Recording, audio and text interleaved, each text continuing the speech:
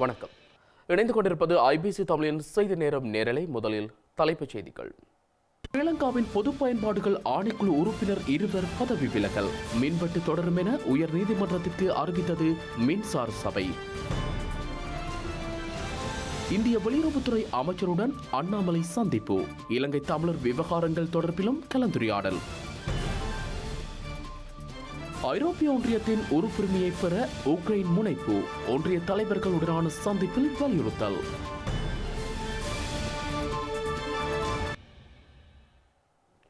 இனி விரிவான செய்திகள்.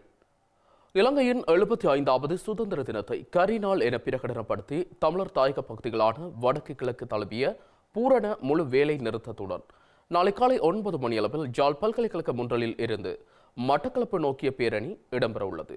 இந்த நிலையில் நாளை காலை வர்த்தக நிலையங்கள், போக்குவரத்து சேவையில் ஈடுபடுவோர், திரையரங்குகள் உட்பட்ட அனைத்து தரப்பினருக்கும் முழு வேலை நிறுத்தம் குறித்த அழைப்புகள் விடுக்கப்பட்டுள்ள நிலையில் அனைத்து தரப்பினர்களிடம் ஆதரவுடன் நாளைய தினம் பல்கலைக்கழக மாணவர்களின் பேரெழுச்சியாக தமது போராட்டங்களை முன்னெடுக்க உள்ளனர்.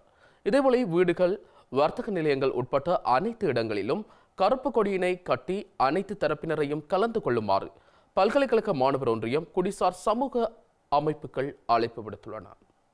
ஸ்ரீலங்கா அரசு தமிழ் மக்கள் மீது தொடர்ச்சியாக மேற்கொண்டு வரும் ஆக்கிரமிப்புகள், அடக்குமுறைகள் உட்பட்ட பல்வேறு கோரிக்கைகளை முன்னிறுத்தி வடக்கில் இருந்து கிழக்கு வரையான பேரணி ஒன்றை யாழ் பல்கலைக்கழக மாணவர் ஒன்றியம் நாளைய தினம் ஆரம்பிக்க உள்ளனர்.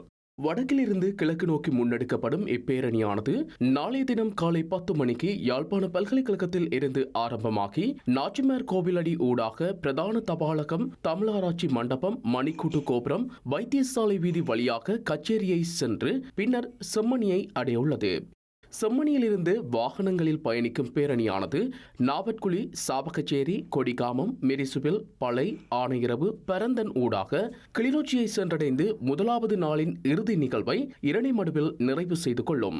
2ஆம் நாள் பேரணி பிப்ரவரி 5ஆம் நாள் காலை 9 மணிக்கு பரந்தனில் ஆரம்பமாகி வவுனியா மற்றும் மன்னர் எழுச்சி அணிகளை இணைத்து முல்லைத்தீவு நோக்கி புறப்படும்.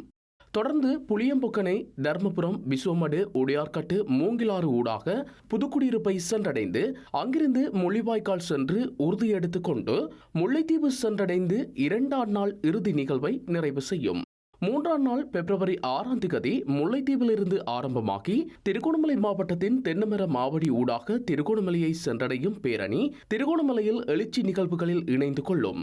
பின்னர் திருகோணமலை மாவட்டத்தின் வெறுகலில் 3ஆம் நாள் நிகழ்வினை நிறைவு செய்யும். 4ஆம் நாள் பிப்ரவரி 7ஆம் தேதி பேரணி வெறுகலில் இருந்து ஆரம்பமாகி வாகரை சென்று அங்கிருந்து மட்டுநகரை சென்றடைய உள்ளது.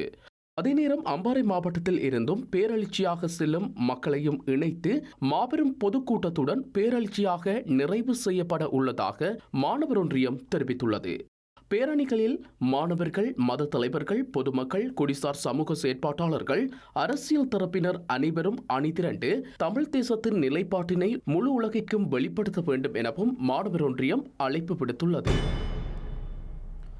தமிழர்களுக்கு இருள் தினம் பிப்ரவரி 4 என்ற துணிப்பொருளில் ஸ்ரீலங்காவின் சுதந்திர தினமான நாளை மட்டக்களப்பு கல்லடி பாலத்திற்கு அருகில் மாபெரும் எதிர்ப்பு நடவடிக்கையை மேற்கொள்ள உள்ளதாக தமிழ் தேசிய கூட்டமைப்பின் நாடாளுமன்ற உறுப்பினர் இரா சாணக்கியன் தெரிவித்துள்ளார். இலங்கை தமிழரசு கட்சியால் இந்த எதிர்ப்பு நடவடிக்கை ஏற்பாடு செய்யப்பட்டுள்ளதாக மட்டக்களப்பில் இன்று இடம்பெற்ற ஊடக சந்திப்பில் இரா சாணக்கியன் தெரிவித்தார். 75வது சுதந்திர தினம் என்ற பெயரிலே தெற்கிலே கௌரவ ஜனாதிபதி ரணில் விக்ரமசிங்க அவர்கள் சுதந்திர தினம் என்ற 75வது சுதந்திர தின நிகழ்வென்றொன்று காலையிலே இங்க கொண்டாடும் பொழுது நாங்கள் தமிழர்கள் மட்டக்களப்பு மாவட்டத்திலே இருள் தினம் பிப்ரவரி 4 என்ற பெயரிலே நாங்கள் கல்லடி பாலத்திலே நாளைய தினம் காலையிலே 9 மணி அளவிலே நாங்கள் ஒரு மாபெரும் வரலாறு காணாத அளவு மாபெரும் ஒரு எதிர்ப்பு நிகழ்வொன்றை நாங்கள் நாளைய தினம் காலையிலே இலங்கை தமிழரசு கட்சியினால் நாங்கள் ஏற்பாடு செய்திருக்கிறோம். உண்மையிலே இந்த நிகழ்வுக்கு இலங்கை தமிழரசு கட்சியின் தலைவர் அண்ணன் மாவை சேனாதிராஜா மற்றும் எங்களுடைய கட்சியினுடைய கௌரவ பாராளுமன்ற உறுப்பினர்கள் மற்றும் எங்களுடைய கட்சியினுடைய முன்னாள் மாகாண சபை உறுப்பினர்கள், உள்ளூராட்சி மன்றங்களின் தலைவர்கள், எதிர்வரும் தேர்தலிலே போட்டி போடுவதற்கு களமிறங்குறதுக்கு தயாராக இருக்கும் எங்களுடைய வேட்பாளர் என்று பலர் வடக்கு கிழக்கிலே இருந்து நாளைய தினம் காலையிலே மட்டக்களப்புக்கு வருகை தருவதற்காக ஆயத்தமாக இருக்கிறார்கள். உண்மையிலே பிப்ரவரி 4ஆம் தேதி தமிழருக்கு இருள் தினம் என்று சொன்னால் இந்த பின்னுக்கு இருக்கும் பதாகையை நீங்கள் பார்த்தீங்கன்னா உங்களுக்கு தெரியும். இந்த நாட்டினுடைய முதலாவது பிரதமர் DS ஜனநாயகா தொடக்கம் இந்த தொங்கலில் இருக்கும் ரணில் விக்ரமசிங்க அவர்கள் வரைக்கும் தமிழர்களை ஏமாற்றிய அனைத்து இந்த நாட்டினுடைய தலைவருடைய படங்களையும் இதிலே நாங்கள் காட்சிப்படுத்தியிருக்கிறோம். இந்த விலங்குகளை பார்த்தீங்கன்னு சொன்னா எனக்கு பின்னுக்கு இருக்கிறது. இதுதான் தமிழருடைய நிலைமை. ரத்தம் படிந்து நாங்கள் 75 வருடங்களாக நாங்கள் இந்த நாட்டிலே கேட்ட ஒரே ஒரு விடயம் எங்களுடைய இனத்துக்கான அரசியல் உரிமை, எங்களுடைய இனத்தின் விடுதலைக்காக எங்களுடைய தமிழ் மக்களுக்கான நிரந்தரமான அரசியல் தீர்வை தான் 75 வருடங்களாக தமிழர்கள் கேட்டுக்கொண்டிருக்கிறோம். இலங்கையில் நாளை கொண்டாடப்பட உள்ள சுதந்திர தினத்திற்கு எதிர்ப்பு தெரிவித்து கொழும்பு மருதானி பகுதியில் இன்று சத்தியாகிரக போராட்டம் ஒன்று முன்னெடுக்கப்பட்டுள்ளது. மக்களுக்கு சுதந்திரம் வழங்காத அரசாங்கம் சுதந்திர தினத்தை கொண்டாட முயற்சிப்பதாக போராட்டக்காரர்கள் குற்றம் சாட்டியுள்ள அதேவேளை நாளைய தினம் சுதந்திர தினம் கொண்டாடப்படக்கூடாது எனவும் வலியுறுத்தியுள்ளனர். ஸ்ரீலங்காவின் 75வது சுதந்திர தினம் நாளைய தினம் கொண்டாடப்பட உள்ள நிலையில் காலி முகத்திடல் போராட்டக்காரர்கள், தொழிற்சங்கங்கள் மற்றும் குடிசார் அமைப்புகளின் உறுப்பினர்களால் கொழும்பு மருதானை பகுதியில் இன்று பிற்பகல் சத்தியாகிரக போராட்டம் ஒன்று ஆரம்பிக்கப்பட்டுள்ளது. இதில் பலர் கலந்து கொண்டுள்ளதுடன் பாதுகாப்புக்காக பெருமளவிலான காவல்துறையினர் குறித்த இடத்தில் குவிக்கப்பட்டிருந்தனர். இலங்கை மக்கள் அத்தியாவசிய பொருட்களின்றி பல இன்னல்களை எதிர்நோக்கும் போதிலும் ஸ்ரீலங்கா ஜனாதிபதி ரணில் விக்ரமசிங்கே அதனை பொருட்படுத்தாது செயற்பட்டுக் கொண்டிருப்பதாக போராட்டக்காரர்கள் குற்றம் சாட்டியுள்ளனர். அத்துடன் மக்கள் போராட்டங்களில் ஈடுபடுவதற்கு தற்போதைய ஸ்ரீலங்கா அரசாங்கமும் அதன் தலைவர்களுமே காரணம் என அவர்கள் மேலும் தெரிவித்துள்ளனர். ஸ்ரீலங்காவின் 75வது தேசிய சுதந்திர தின கொண்டாட்டத்திற்கு இடையூறு விளைவிக்கும் வகையில் காலிமுகத்திடல் மற்றும் அதனை சுற்றியுள்ள பகுதிகளுக்குள் நுழைவதை தடுத்து உத்தரவு பிறப்பிக்கப்பட்டுள்ளது. கொழும்பு கோட்டை நீதவான் நீதிமன்றம் இது தொடர்பான உத்தரவை பிறப்பித்துள்ளது. சுதந்திர தின நிகழ்வும் இடம்பெறும் சந்தர்ப்பத்தில் காலி முகத்திடல் உள்ளிட்ட பகுதிகளில் வீதிகளை மறைத்து ஆர்ப்பாட்டங்களில் ஈடுபட வேண்டாம் என கோட்டை நீதிவான் திலின கமகே உத்தரவிட்டுள்ளார். இலங்கையின் தொழிற்சங்க செயற்பாட்டாளர்களான கல்லோய ஸ்ரீதர்ம தேரர், ஜோசப் ஸ்டாலின், துமிந்த நாகமுவ உள்ளிட்ட 27 நபர்களின் பெயர் பட்டியலை குறிப்பிட்டு நீதவான் இன்று இந்த உத்தரவை பிறப்பித்துள்ளார். சுதந்திர தின நிகழ்வுக்கு இடையூறு ஏற்படுத்தும் வகையில் காலி முகத்திடல் வீதியை மறைத்து ஆர்ப்பாட்டங்கள் முன்னெடுக்கப்பட்டுள்ளதாக புலனாய்வு பிரிவினருக்கு தகவல் கிடைக்கப்பெற்றுள்ளதாக குறிப்பிட்டு கோட்டை, கொம்பனி தெரு மற்றும் கொள்ளுப்பட்டிய காவல் நிலையங்களால் விடுக்கப்பட்ட கோரிக்கைக்கு அமைய நீதவான் இந்த உத்தரவை பிறப்பித்துள்ளமை குறிப்பிடத்தக்கது. ஸ்ரீலங்காவின் 75வது சுதந்திர தின விழாவில் கலந்து கொள்வதற்காக பெருமளவான சர்வதேச நாடுகளின் பிரதிநிதிகள் இலங்கைக்கு விஜயம் செய்துள்ளனர். இதன்படி நேபாளம், பூட்டான், ஜப்பான் மற்றும் பாகிஸ்தான் உயர் அதிகாரிகள் இன்று இலங்கையை சென்றடைந்துள்ளனர். ஸ்ரீலங்காவின் 75வது சுதந்திர தினத்தை நாளைய தினம் கொண்டாடுவதற்கான ஏற்பாடுகள் மேற்கொள்ளப்பட்டு வரும் நிலையில் அதிக செலவில் அந்த கொண்டாட்டங்களை மேற்கொள்கின்றமை தொடர்பில் சமூகத்தில் விமர்சனங்கள் எழுந்துள்ளன. இந்த விமர்சனங்களுக்கு மத்தியிலும் சுதந்திர தினத்தை கொண்டாடுவதற்கான ஏற்பாடுகள் காலிமுகத்திடலில் மேற்கொள்ளப்பட்டு வருவதுடன் அதிகமான பாதுகாப்பு படையினர் நிலை நிறுத்தப்பட்டுள்ளனர். இந்த நிலையில் இலங்கை வாழ் தமிழ் மக்களுக்கு இதுவரை சுதந்திரம் கிடைக்கவில்லை என்பதை தமிழ் தேசிய கூட்டமைப்பின் பேச்சாளரும் நாடாளுமன்ற உறுப்பினருமான MA சுமந்திரன் சுட்டிக்காட்டியுள்ளதோடு நாளைய தினத்தை கருப்பு தினமாக அறிவித்து உரிய சுதந்திரத்தை பெறுவதற்கான பிரச்சாரத்தை முன்னெடுப்பதாகவும் தெரிவித்துள்ளார். அத்துடன் இலங்கையில் நிலவும் மோசமான பொருளாதார நிலைமையை கருத்தில் கொண்டு பணத்தை வீண் விரயம் செய்யும் நிகழ்வுகளில் பங்கேற்கக்கூடாதென ஐக்கிய மக்கள் சக்தியின் கட்சி கூட்டத்தில் தீர்மானிக்கப்பட்டதாக நாடாளுமன்ற உறுப்பினர் திஸ்ஸ அத்தநாயக்க தெரிவித்துள்ளார்.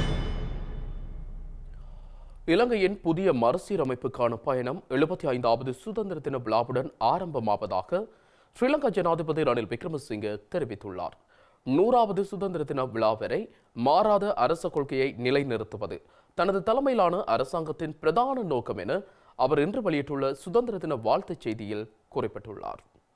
ஸ்ரீலங்காவின் 100ஆண்டு சுதந்திர தினத்தின் போது நாட்டு மக்களின் அனைத்து அடிப்படை தேவைகளும் பூர்த்தி செய்யப்பட்டிருக்கும் எனவும் உயர் பொருளாதார எழுச்சியை கொண்ட நாடாக இலங்கை இருக்கும் எனவும் ஜனாதிபதி ரணில் விக்ரமசிங்க தெரிவித்துள்ளார். அத்துடன் உலகளாவிய மூலதனத்தின் மையமாக விளங்கும் புதிய இலங்கையை தனது அரசாங்கத்தால் உருவாக்க முடியும் எனவும் அவர் நம்பிக்கை வெளியிட்டுள்ளார். அதனை செயல்முறைப்படுத்த தேவையான அனைத்து நடவடிக்கைகளையும் அச்சமின்றி முன்னெடுப்பதாகவும் அவர் உறுதியளித்துள்ளார். ஸ்ரீலங்காவின் 75வது சுதந்திர தினத்தை கொண்டாடும் இந்த தருணம் எமக்கு மிகவும் முக்கியத்துவம் வாய்ந்ததாகவும் சவாலானதாகவும் அமைந்துள்ளது எனவும் கடந்த 75 ஆண்டுகளில் நாம் அடைந்தவற்றை விட இழந்தவை அதிகம் எனவும் அவர் சுட்டிக்காட்டியுள்ளார். இவ்வாறாக இழந்தவற்றை மீளப் பெறுவதற்காக உலக பொருளாதாரத்தில் பாரிய பங்கை மீண்டும் பெறுவதற்கு தேவையான உத்திகளை வகுப்பதே இந்த ஆண்டின் முதன்மையான நோக்கம் என ஸ்ரீலங்கா ஜனாதிபதி தெரிவித்துள்ளார். இதேவேளை உலகின் அனைத்து நாடுகளுடனும் இணைந்து செயற்படக்கூடிய இலங்கையர் என்ற வகையில் புதிய சுதந்திர வர்த்தக உடன்படிக்கைகள் தொடர்பிலும் தாம் கவனம் செலுத்தியுள்ளதாக அவர் தெரிவித்துள்ளார். அத்துடன் வெளிநாடுகளில் உள்ள இலங்கையர்களும் புதிய வர்த்தக திட்டங்கள் மூலம் இலங்கையின் எதிர்காலத்தை கட்டியெழுப்ப பாடுபடுவார்கள் என தாம் நம்புவதாக அவர் கூறியுள்ளார். முன்னேற்றமடைந்த சமூக, பொருளாதார, அரசியல் வெளியில் உண்மையான சுதந்திரத்தை அனுபவிக்கும் இலங்கையொன்று உருவாக்க அனைவரும் அர்ப்பணிப்புடன் செயற்பட வேண்டுமென அவர் மேலும் குறிப்பிட்டுள்ளார். ஸ்ரீலங்காவின் நாளைய தேசிய சுதந்திர தின கொண்டாட்டத்தில் கலந்து கொள்ளப் போவதில்லை என எதிர்க்கட்சித் தலைவர் சஜித் பிரேமதாச தெரிவித்துள்ளார். அத்துடன் இனவாதத்தில் சிக்கிக்கொள்ளாது உண்மையான சுதந்திரத்தை அடைய அனைவருக்கும் சம உரிமை உள்ள குடிமக்களாக நாம் ஒன்றுபட வேண்டும் என சுதந்திர தின செய்தியில் சஜித் பிரேமதாச குறிப்பிட்டுள்ளார். ஸ்ரீலங்கா சுதந்திரம் பெற்று 75 வருடங்கள் கடந்துள்ள போதிலும் பெற்ற சுதந்திரத்தை தேசிய, அங்கத்துவ, கல்வி, மதம் என்பனவற்றில் அர்த்தமுள்ளதாக தவறிவிட்டதாக ஸ்ரீலங்காவின் எதிர்க்கட்சித் தலைவர் சஜித் பிரேமதாச தெரிவித்துள்ளார். இலங்கை சமீபமாக அடைந்துள்ள பொருளாதார மந்தநிலை வரலாற்றில் மிகவும் சோகமான மற்றும் பாரதூரமான நிலைமையாகும் எனவும் முறையான முற்போக்கான வேலைத்திட்டங்கள் இன்றி அதிலிருந்து மீள்வது கடினம் என்றும் அவர் தெரிவித்துள்ளார். குறுகிய இனவாத மற்றும் வகுப்பு வாதத்தில் சிக்கிக்கொள் உண்மையான சுதந்திரத்தை அனுபவிப்பதற்கான வழி அல்ல என குறிப்பிட்டுள்ள சஜித் பிரேமதாஸ், உண்மையான சுதந்திரத்தை அடைய அனைவரும் சம உரிமை உள்ள குடிமக்களாக நாம் ஒன்றுபட வேண்டும் எனவும் தெரிவித்துள்ளார். இலங்கையின் அனைத்து குடிமக்களின் தேவைகளையும் சுய மரியாதைகளையும் பாதுகாப்பதற்காக அர்ப்பணிப்புடன் வேற்றுமையில் ஒற்றுமையை நோக்கி பயணிக்க வேண்டும் எனவும் அவர் தெரிவித்துள்ளார். ஸ்ரீலங்காவின் 75வது சுதந்திர தினத்தை முன்னிட்டு 588 கைதிகளுக்கு ஜனாதிபதி மன்னிப்பு வழங்க உள்ளார். அதன்படி நாடளாவிய ரீதியில் உள்ள சிறைகளில் இருந்து அவர்கள் நாளை தினம் விடுதலை செய்யப்பட உள்ளனர். போதைப்பொருள் குற்றச்சாட்டில் நீதிமன்றத்தால் தண்டிக்கப்பட்டு புனர்வாழ்வு அளிக்கப்படும் கைதிகளும் இவர்களுள் உள்ளடங்கப்படுவதாக தெரிவிக்கப்படுகின்றது. இது தவிர சிறைச்சாலையில் நல்லடக்கத்துடன் செயற்பட்ட 31 கைதிகளும் ஜனாதிபதியின் பொது மன்னிப்பின் பின்னர் நாளை விடுதலை செய்யப்பட உள்ளதாக ஸ்ரீலங்காவின் சிறைச்சாலைகள் திணைக்களம் தெரிவித்துள்ளது. ஸ்ரீலங்கா அரசாங்கத்தால் 30 வருடங்களுக்கு மேலாக யாழ்ப்பாணம் வலிகாமம் வடக்கு பகுதியில் பாதுகாப்பு படையினர் வசமிருந்த தனியார் காணிகளில் ஒரு தொகுதி காணிகள் விடுவிக்கப்பட்டுள்ளன. விடுவிக்கப்பட வேண்டிய காணிகள் மீதம் காணப்படுவதாக குறிப்பிட்ட மக்கள் ஸ்ரீலங்கா ஜனாதிபதி வழங்கிய வாக்குறுதியை மீறிவிட்டதாகவும் தாம் இறப்பதற்குள் தமது சந்ததியினரிடம் தங்கள் காணிகளை ஒப்படைத்துவிட வேண்டும் எனவும் கவலை வெளியிட்டுள்ளனர். யாழ்ப்பாணம் தெல்லிப்பளை பிரதேச செயலாளர் பிரிவுக்கு உட்பட்ட வலிவடக்கு உயர் பாதுகாப்பு வலயத்தில் இருந்து சுமார் 108 ஏக்கர் காணிகள் இலங்கையின் 75வது சுதந்திர தினத்தை முன்னிட்டு இன்று விடுவிக்கப்பட்டுள்ளது. பலாலி அந்தனிபுரத்தில் இன்று மாலை நடைபெற்ற நிகழ்வில் காணி விடுவிப்பிற்கான உத்தரவு பத்திரத்தினை யாழ் மாவட்ட ராணுவ தளபதி, பாதுகாப்பு படைகளின் கட்டளை தளபதி மேஜர் ஜெனரல் சுவர்ண போத்தோட்ட யாழ் மாவட்ட செயலாளர் அம்பலவாணர் சிவபாலசுந்தரனிடம் கையளித்துள்ளார். காங்கேசந்துறை மத்தி J23 பிரிவில் 50.59 ஏக்கர் காணியும், மயிலட்டி வடக்கு J246 பிரிவில் 16.55 ஏக்கர் காணியும் விடுவிக்கப்பட்டுள்ளன. அத்துடன் தென்மயிலை J240 பிரிவில் 0.72 ஏக்கர் காணியும், பலாலி வடக்கு J254 பிரிவில் 13.33 ஏக்கர் காணியும் மற்றும் நகுலேஸ்வரம் J226 பகுதியில் 28 ஏக்கர் காணியுமாக மொத்தமாக 108 ஏக்கர் காணிகள் விடுவிக்கப்பட்டுள்ளன. விடுவிக்கப்பட்டுள்ள 108 ஏக்கர் காணியில் 13 ஏக்கர் அரச காணியை யாழ் வலிகாமம் வடக்கிலிருந்து இடம்பெயர்ந்த முகாம்களில் தங்கியிருக்கும் 75 குடும்பங்களுக்கு பகிர்ந்தளிக்கப்பட உள்ளது. மொத்தமாக 205 குடும்பங்கள் பயன்பெற உள்ளதாக தெரிவிக்கப்பட்டுள்ள நிலையில் மீள்குடியேற்றப்படும் மக்களுக்கு தேவையான உதவிகளை வழங்க நடவடிக்கைகள் மேற்கொள்ளப்பட்டுள்ளன. இன்றைய நிகழ்வில் கடற்றொழில் அமைச்சர் டக்ளஸ் தேவானந்தா, நாடாளுமன்ற உறுப்பினர்களான MS சுமந்திரன், யாழ் மாவட்ட செயலர், யாழ் மாவட்ட உதவி அரசாங்க அதிபர், தெல்லிப்பளை பிரதேச செயலர் மற்றும் பொதுமக்கள், பாதுகாப்பு படையினர், காவல்துறையினர் உட்பட்ட பலர் கலந்து கொண்டனர். இந்த நிலையில் விடுவிக்கப்பட வேண்டிய ஏனைய காணிகள் விடுவிக்கப்படவில்லை எனவும் 30 வருடங்களுக்கு மேலாக தாம் அகதி வாழ்க்கையை வாழ்ந்து வருவதாக குறிப்பிட்ட மக்கள் விரைவில் தமது காணியை விடுவிக்க வழி செய்ய வேண்டும் எனவும் கவலை தெரிவித்துள்ளனர். அத்துடன் தமது வழிபாட்டு தலங்களை விடுவிக்குமாறு கோரியும் இதுவரை விடுவிக்கப்படவில்லை எனவும் சுட்டிக்காட்டியுள்ளனர். 33 வருஷமாக நாங்கள் அகதி வாழ்க்கை வாழ்ந்து கொண்டிருக்கிறோம். சொந்த நாட்டிலேயே இன்றைக்கு 32 வருஷமாக பாட வீட்டில் தான் வாழ்ந்து கொண்டிருக்கிறோம். எங்கள்கிட்ட கிராமம் ஒரு பலமான கிராமம். இலங்கையிலேயே மயிலிட்டி ஒரு மீன் உற்பத்தியில் சகல வளங்கள்லேயும் ஒரு உதாரணமான கிராமம். நாங்கள் இந்த காணிகளை விடுபடும் என்று தான் நாங்கள் பார்த்து கொண்டிருக்கிறோம். அரசாங்கம் ராணுவமும் எங்களை ஏமாற்றி கொண்டு தான் இருக்குது. இருந்தால் இப்போ நேற்று முந்தினா கூட எங்களை அந்த சேர்ச்சின் பெருநாள் 2ஆம் தேதி அதுக்கு விடுறோம் என்று சொல்லி எங்களை காலத்தை கடத்தி இழுத்தடிச்சு விட்டது. மக்களின் வழிபாட்டுத்தல பிரதானமாக பலாலி மக்களின் வழிபாட்டுத்தலமான ராஜராஜேஸ்வரி அம்மன் கோவிலும் ஞான வைரவ கோவிலும் விடுவிக்கப்படாமல் இருக்கின்றது. ஆனால் சிறிய பகுதி விடுவிக்கப்பட்ட பகுதி மேய்ச்சல் தரையில் சிறிய பகுதி மட்டும் விடுவிக்கப்பட்டிருக்கின்றது. ஏனைய நிலங்கள் தனியார் நிலமோ அல்லாட்டல் ஏனைய நிலங்களோ இங்கே விடுவிக்கப்படவில்லை.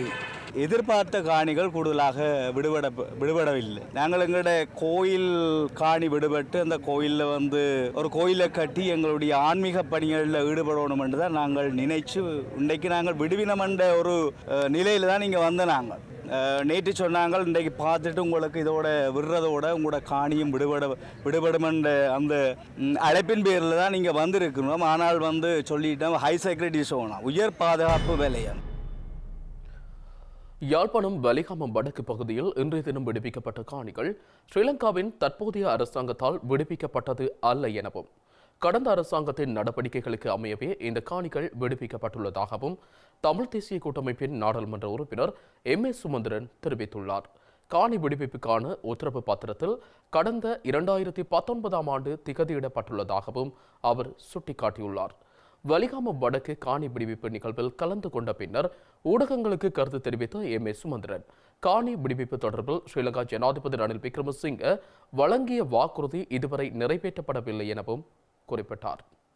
இந்த விடுவிப்பானது இப்பொழுது புதிய அரசாங்கம் வந்த பிறகு ஜனாதிபதியினாலே செய்யப்படுகிற விடுவிப்பு அல்ல. இது சென்ற ஆட்சி காலத்திலே இதே ஜனாதிபதி பிரதமராக இருந்தபோது ஜனாதிபதி மைத்ரிபால சிறிசேன அவர்களுடைய காலத்திலே விடுவிப்பதற்கென்று இராணுவத்தினாலே இராணுவம் இங்கே இருந்து அகன்று போன நிலப்பரப்பு மட்டும்தான் இப்பொழுது விடுவிக்கப்படுகிறது. அந்த வேளையிலே இராணுவம் இப்படியான கடிதங்களை மக்களுக்கு வழங்கியிருந்தார்கள். 2019ஆம் ஆண்டு ஆகஸ்ட் 30ஆம் தேதி இடப்பட்ட கடிதம் மக்களுக்கு வழங்கப்பட்டிருந்தது. உங்களுடைய நிலங்கள் உங்களுக்கு திரும்ப கொடுக்கப்படுகிறது என்று சொல்லி மக்களுக்கு வழங்கப்பட்டிருந்தது. அந்த இடங்கள் தான் இப்பொழுது மக்களிடத்திலே கையளிக்கப்படுகிறதே தவிர மேலதிகமாக புதிதாக எந்த நிலமும் விடுவிக்கப்படவில்லை. 2019ஆம் ஆண்டிலிருந்து இன்று வரைக்கும் இது விடுவிக்கப்படாததற்கு என்ன காரணம் என்று எங்களுக்கு தெரியாது. ஆனாலும் தான் பிரதமராக இருந்தபோது விடுவிப்பதாக உறுதியளித்திருந்த நிலங்களை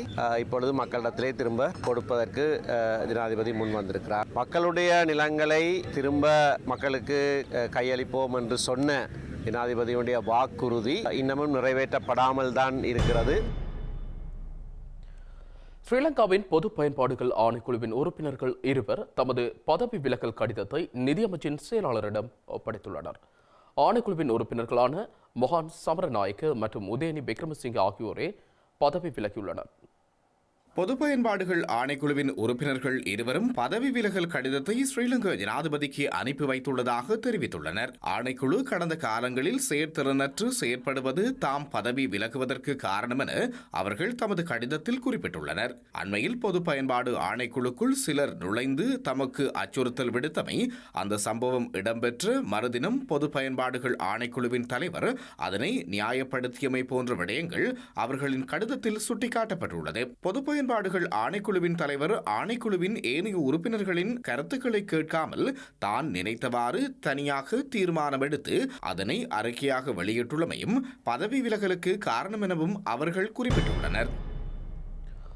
மனித உரிமைகள் ஆணைக்குழுவினால் தாக்கல் செய்யப்பட்டுள்ள மனு மீதான விசாரணை நிறைவடையும் வரை மின்வெட்டை நடைமுறைப்படுத்தாமல் இருக்க ஸ்ரீலங்கா மின்சார சபை நேற்று உயர்நீதிமன்றத்திற்கு வாக்குறுதி வழங்கியிருந்தது.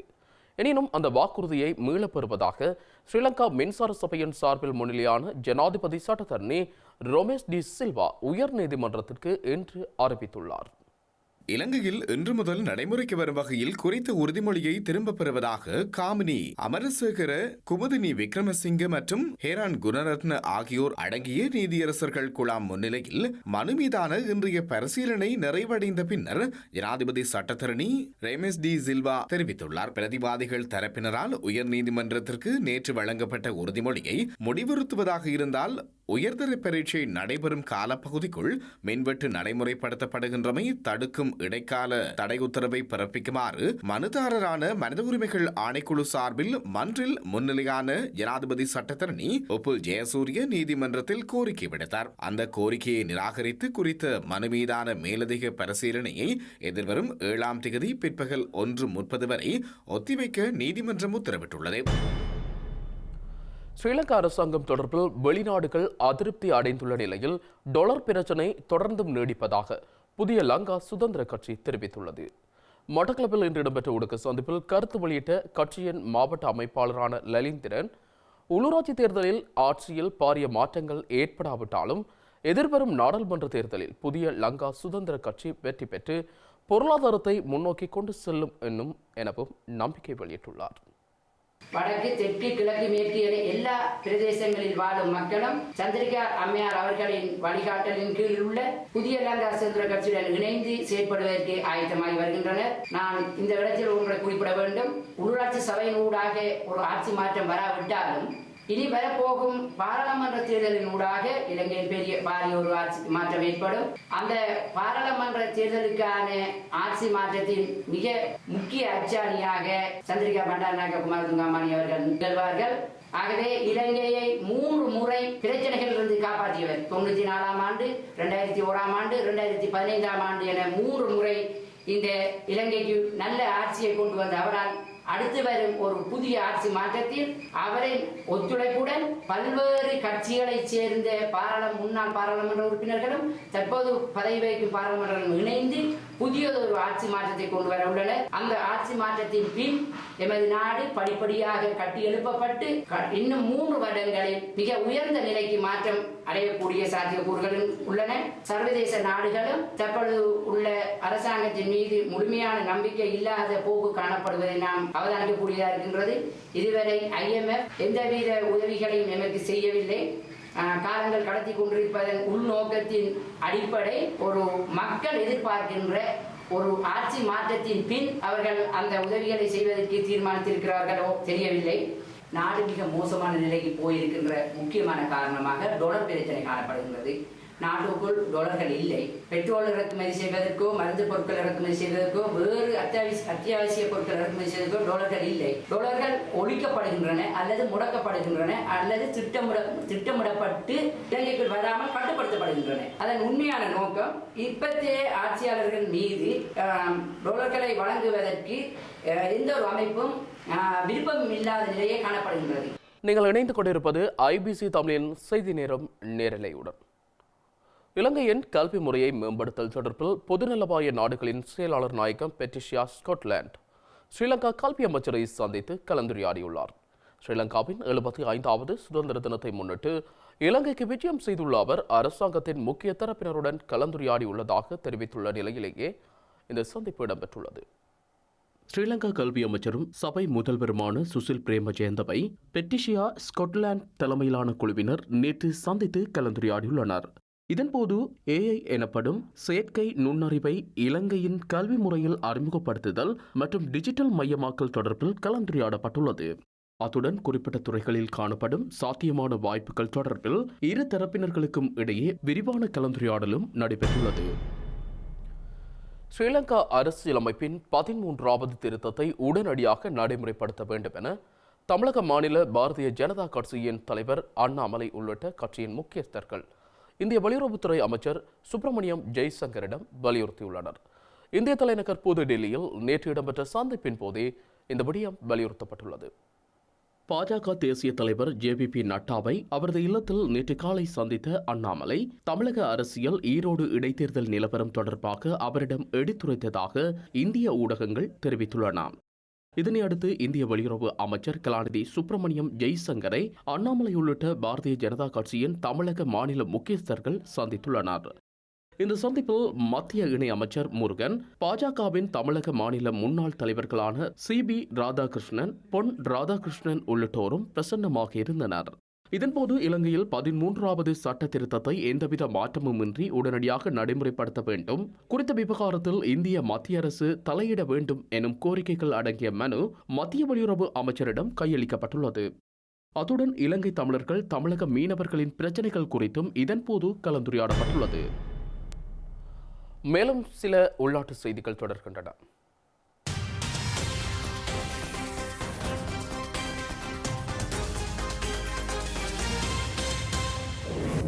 ஸ்ரீலங்கா நாடாளுமன்ற விவகாரங்களுக்கான ஜனாதிபதி ஆலோசகர் பதவி மீண்டும் பேராசிரியர் ஆசு மாரசிங்கவிற்கு வழங்கப்பட உள்ளது. அண்மையில் தனது பதவியிலிருந்து விலகிய அவரை மீண்டும் சபையில் அமர்த்த ஸ்ரீலங்கா ஜனாதிபதி ரணில் விக்ரமசிங்க நடவடிக்கை எடுத்துள்ளார். இலங்கையில் நடைபெறவுள்ள உள்ளூராட்சி மன்ற தேர்தலுக்கான அஞ்சல் மூல வாக்களிப்புக்கான திகதிகள் அறிவிக்கப்பட்டுள்ளன. இதன்படி எதிர்வரும் 22ஆம் திகதி முதல் 24ஆம் திகதி வரையான காலப்பகுதிக்குள் அஞ்சல் மூல வாக்களிப்பை மேற்கொள்ள முடியும் என ஸ்ரீலங்கா தேர்தல்கள் ஆணைக்குழு தெரிவித்துள்ளது. புத்தளம் மன்னார் வீதியின் 2ஆம் கட்டை பகுதியில் உள்ள உடையார் குளத்தில் 49 வயதுடைய ஆணொருவரின் சடலம் மீட்கப்பட்டுள்ளதாக காவல்துறையினர் தெரிவித்துள்ளனர். சடலம் புத்தளம் ஆதார வைத்தியசாலையில் பிரேத அறையில் வைக்கப்பட்டுள்ளதுடன் மேலதிக விசாரணைகளை புத்தளம் காவல்துறையினர் முன்னெடுத்து வருகின்றனர். செய்திகளின் நிறைவாக மீண்டும் தலைப்புச் செய்திகள். ஐரோப்பிய ஒன்றியத்தின் உறுப்புரிமையை பெற உக்ரைன் முனைப்பு, ஒன்றிய தலைவர்களுடனான சந்திப்பில் வலியுறுத்தல். இத்துடன் ஐபிசி தமிழின் செய்தி நேரம் நேரலை நிறைவடைகிறது. உடனுக்குடன் செய்திகளை அறிந்து கொள்ள ibctamil.com என்ற எமது இணையதளத்தை பார்வையிடுங்கள். வணக்கம்.